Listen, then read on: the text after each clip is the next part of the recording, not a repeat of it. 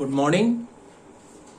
BSc part second differential equation paper second, मैं government college Kaladera से doctor Puneet Bansal. अवकलन समीकरण में आपका वैसे जनरल तो आपको मालूम ही है, 11th-12th में भी पढ़ा है आपने डिफरेंशियल इक्वेशन।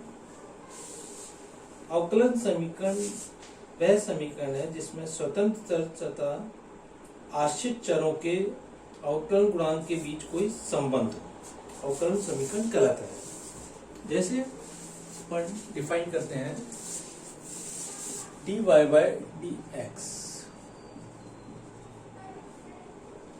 x क्या अपना इंडिपेंडेंट वेरिएबल स्वतंत्र चर, y है डिपेंडेंट। इसको हिंदी में कहते हैं डिपेंडेंट को आश्रित चर,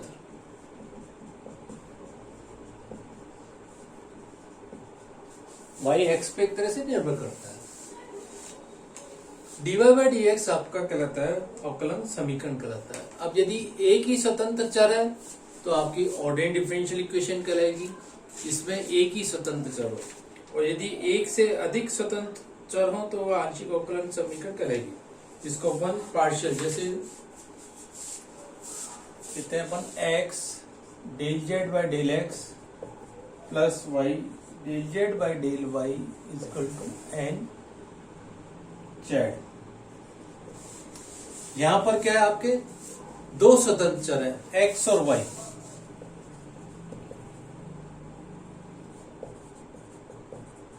तो ये क्या कहलाती है अपनी पार्शियल आंशिक अवकलन समीकरण।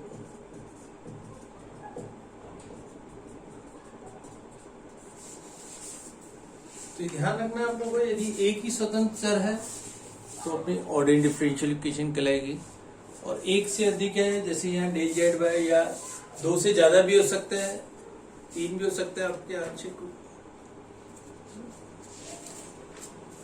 नेक्स्ट ले रहे हैं अपन इसमें साधारण ऑर्डिनरी डिफरेंशियल इक्वेशन। तो अपनी ये हो गई,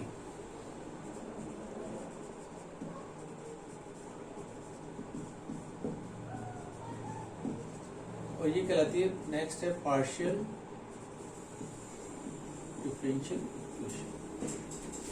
ऑर्डिनरी डिफरेंशियल इक्वेशन वह अवकलन समीकरण जिसमें एक ही स्वतंत्र चर हो, या वह अवकलन समीकरण जो अवकलन गुणांक में केवल एक ही स्वतंत्र चर के सापेक्ष हो तो साधारण अवकलन समीकरण कहते हैं।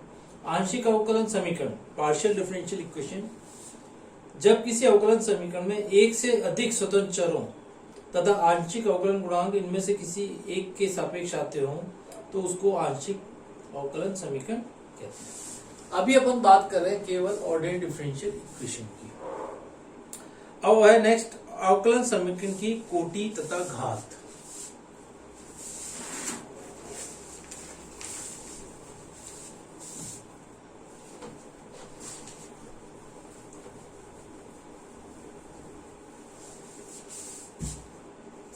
Order and degree of a differential equation।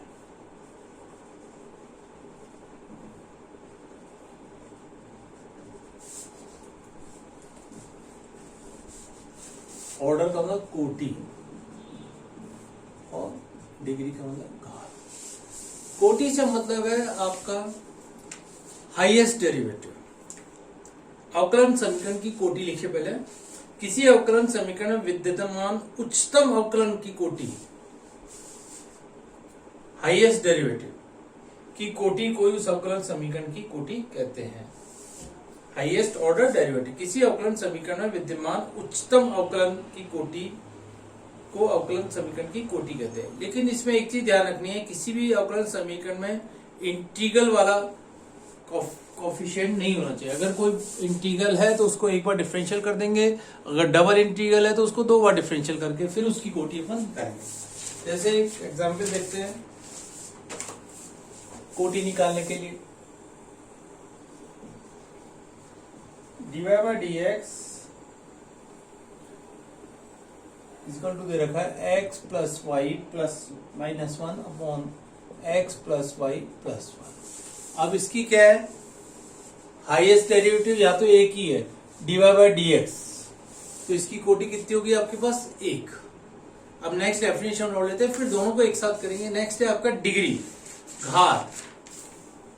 घात से मतलब है आपका हाईएस्ट डेरिवेटिव के ऊपर जो भी आपकी घात लगी हुई है वो उसकी डिग्री कहलाएगी।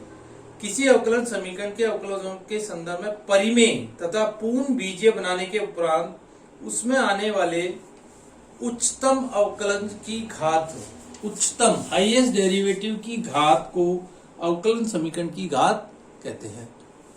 तो इस तरह से ऑर्डर और डिग्री निकालनी है। अब किसी समीकरण में अंडर रूट दे रखा है तो उसको स्क्वायर करेंगे, क्यूब रूट दे रखा है तो उसके आधार पे अपन उसको करेंगे। किसी तरह से हम उसको अपने को पूर्ण वर्ग बनानी है, पूर्ण बीजीय समीकरण बनानी है परिमेय तथा बनाने के उपरांत। जैसे एक क्वेश्चन लेते हैं, अच्छा क्वेश्चन है, इसमें डिग्री भी निकालनी है और उसका ऑर्डर भी निकालना है। जैसे 1 प्लस dy/dx का होल स्क्वायर की घात दे रखी है आपको 3/2 d2y/dx 2। अब यहां आपको क्या दे रखा है, एक आपको 3/2 दे रखे, तो सबसे पहले इस 3/2 को हटाने के लिए दोनों तरफ स्क्वायर कर दीजिए, ठीक है। दोनों तरफ इसका पहले होल स्क्वायर कर दीजिए। 1 प्लस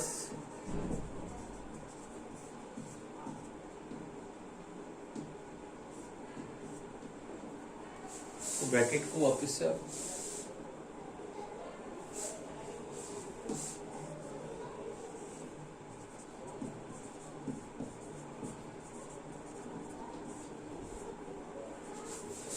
अब देखिए इसकी घात कितनी दिख रही है आपको, हाईएस्ट डेरिवेटिव की ऊपर 2 आ रही है और डिग्री भी कितनी है इसकी, 2।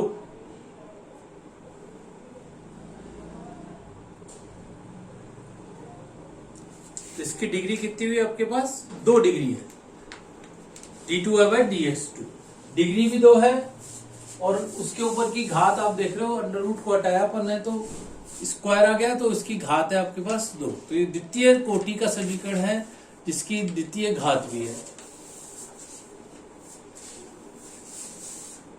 Second order and second degree.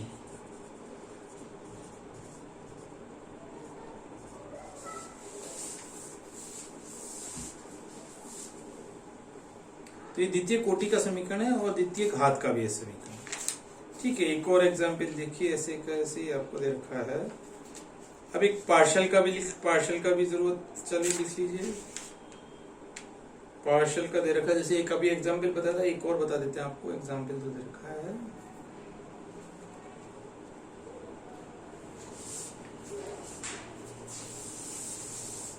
x del z/del x plus y del z/del y equal to nz। एक और एग्जाम्पल दे रखा है इसी प्रकार, del2z/del x2 minus a square del2z/del y2 equal to दे रखा है आपको 0। अब आपकी जो ये इक्वेशन है x del z/del x, ये क्या पार्शियल डिफरेंशियल इक्वेशन है, प्रथम कोटि और प्रथम घात की है। सेकंड डिफरेंशियल इक्वेशन जो है पार्शियल है, ये आपकी द्वितीय कोटि है और प्रथम घात। ये तो लिखिए प्रथम कोटि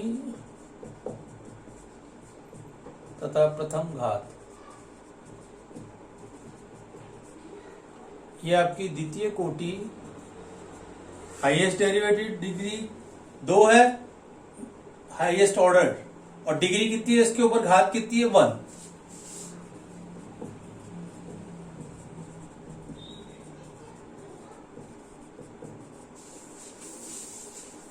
तो द्वितीय कोटि और प्रथम घात का आंशिक अवकलन समीकरण है, ठीक है। इस तरह से अपने ऑर्डर और डिग्री के क्वेश्चंस देखे। एक अब मेन एग्जाम्पल शुरू करते हैं जिसमें आपको, उससे पहले इसमें दो डेफिनेशन और है complete general solution, particular solution.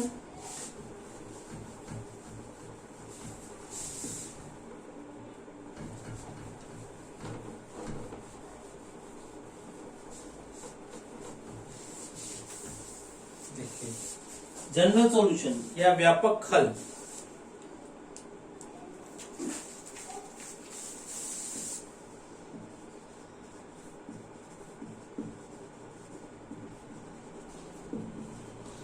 Second है आपका पार्टिकुलर,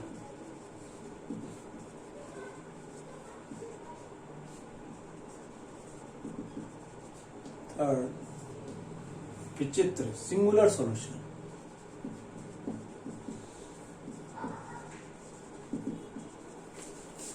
जनरल सॉल्यूशन व्यापक हल या पूर्ण हल किसी अवकलन समीकरण में जिसमें अवकलन समीकरण की कोटि के बराबर, अवकलन समीकरण की कोटि के बराबर आपके कांस्टेंट हो, आर्बिट्रेरी कांस्टेंट। अवकलन समीकरण की कोटि के बराबर संख्या में स्वेच्छ अचर आते हो, अवकलन समीकरण का व्यापक हल कहते हैं। इसे समीकरण का पूर्ण हल भी कहते हैं।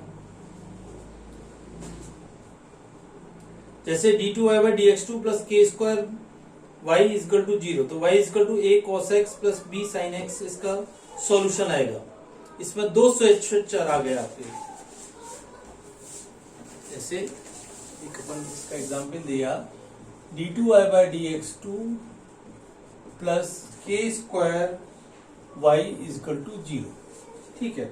इसका सॉल्यूशन अभी अपन डायरेक्टली लिख देते हैं, y equal to a cos kx minus b sin kx। तो कितने आर्बिट्रेरी है ये आपके, देखो सेकंड ऑर्डर की इक्वेशन है, दो कांस्टेंट आ गए।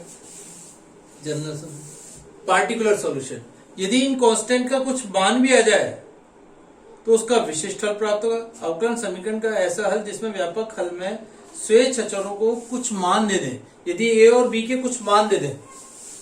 सेकंड, यदि a तथा b के मान मान लीजिए 1 तथा 2 है, तो y इक्वल टू हो गया cos kx minus 2 sin kx।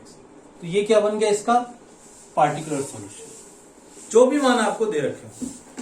Next है विचित्र हल, किसी अवकलन समीकरण का वह हल जिसमें व्यापक हल में स्वेच्छ अचरों को विशिष्ट मान देने पर भी प्राप्त नहीं होता। स्वेच्छ अचरों को विशिष्ट मान देने पर भी हल प्राप्त नहीं होता, तो उसको समीकरण को अपन विचित्र हल कहेंगे। इसको आगे के चैप्टर में पढ़ेंगे। y equal to px plus a upon p, तो p इक्वल टू dy/dx है, तो इसका हल आया था y equal to mx plus a upon, तो ये विचित्र हल है, y स्क्वायर बराबर 4x। तो अभी अपन बात करेंगे इसमें सबसे पहले अपन कोटि और घात के कुछ एक क्वेश्चन और करते हैं। जैसे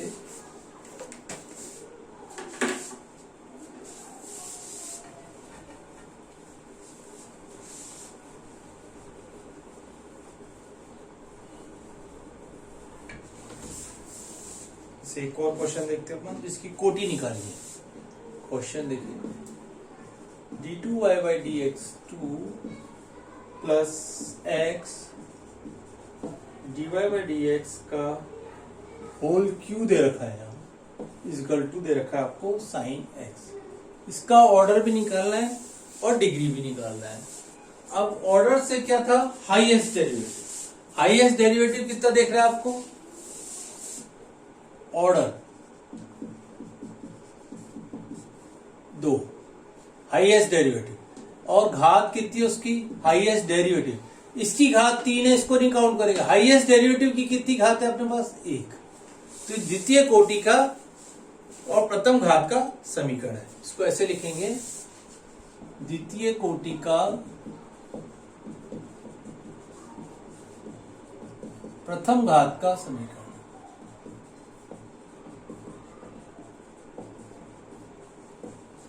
सेकेंड, एक और एग्जाम्पल लिखिए, जैसे d2y/dx2 plus 5dy/dx plus integral of y dx इसको टू दे रखा है आपको x की घात q। अब इसकी कोटि और घात निकाल ली।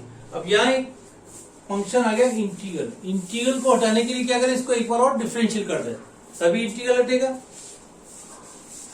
तो हो गया d3y by dx 3 plus 5 d2y by dx 2 plus y equal to हो गया, डिफरेंशियल करा तो 3x स्क्वायर। सबसे पहले क्या किया, उस इंटीग्रल को हटाना पड़ेगा। तो अब उसको समाकलन से स्वतंत्र करने, इसका अवकलन करने पर तो 3x स्क्वायर आएगा, एक्स क्यू का डिफरेंशियल, और इंटीग्रल ऑफ y में से y हट जाएगा। अब देखिए, अब इसकी कोटि निकालनी है। पहले कोटि क्या होगी,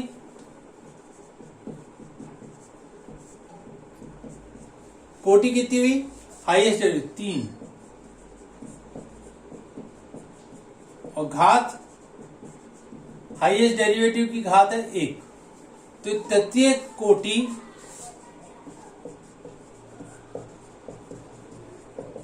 तथा प्रथम घात का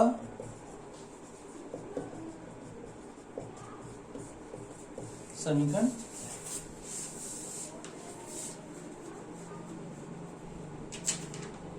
तृतीय कोटि तथा प्रथम घात का समीकरण। इस तरह से अपन कोटि और उसको निकाल सकते हैं। एक और छोटा सा क्वेश्चन देखिए इसमें,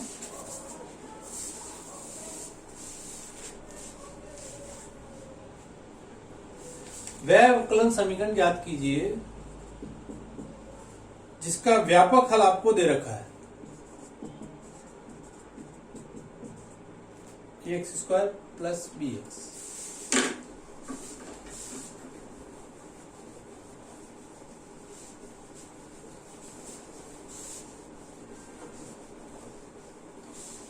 क्वेश्चन उल्टा दे रखा है, अपने को सॉल्यूशन दे रखा है, उससे आपको क्वेश्चन वो निकालना है, डिफरेंशिएट कर। वह समीकरण ज्ञात करो जिसका व्यापक हल, यानी जनरल सॉल्यूशन दे रखा है, y इक्वल टू दे रखा है a x square plus b x. अब अपने को सबसे पहले देखना है कितने कांस्टेंट है इसमें, 2 कांस्टेंट दे रखे हैं, तो 2 बार इसको डिफरेंशियल करना पड़ेगा। सबसे पहले किसी तरह से a और b का मान निकालना, तो सबसे पहले dy by dx निकाला, ट्वाइस ax प्लस b, एक समीकरण तो ये आ गया।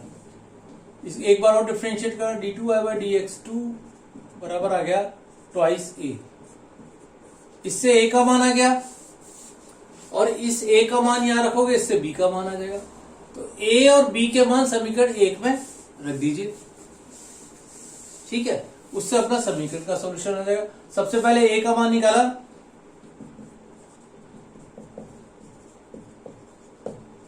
a इक्वल टू आ गया 1/2 d2y by dx2। इस a का मान यहां रख दिया ऊपर, इससे b का मान आ जाएगा। b इक्वल टू हो गया dy by dx minus x, 2a का मान दे रखा है आपको d2y by dx2। तो आपके पास ये समीकरण नंबर 2 ले लीजिए, इसको समीकरण नंबर 3 लीजिए। 2 और 3 से दिए हुए समीकरण में मान रखने पर 2 तथा 3 से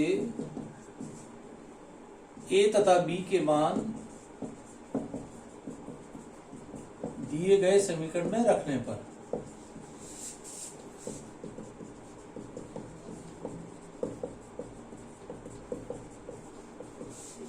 रख दीजिए। y इसको a की जगह तो क्या रख दिया, 1/2 d2y by dx2 x square. b की जगह रखा plus x as it is dy by dx minus x d2y by dx2, ठीक है। अब a और b तो सब हट गए, अब इसको सॉल्व कर लीजिए। तो इसको अपन 2 से गुणा करने हैं,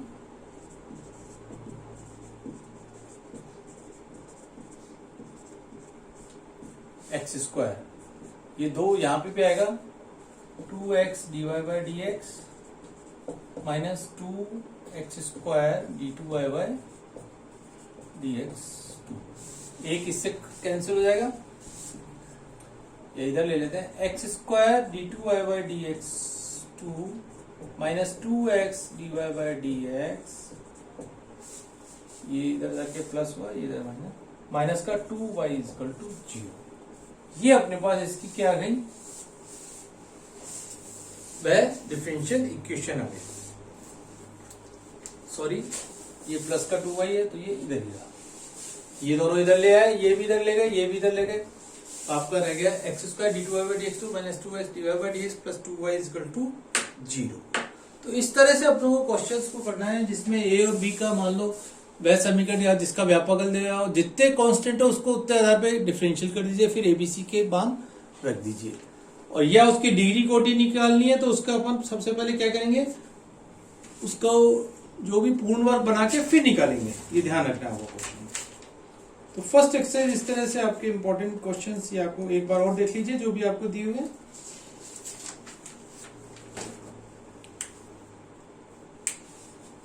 थैंक यू।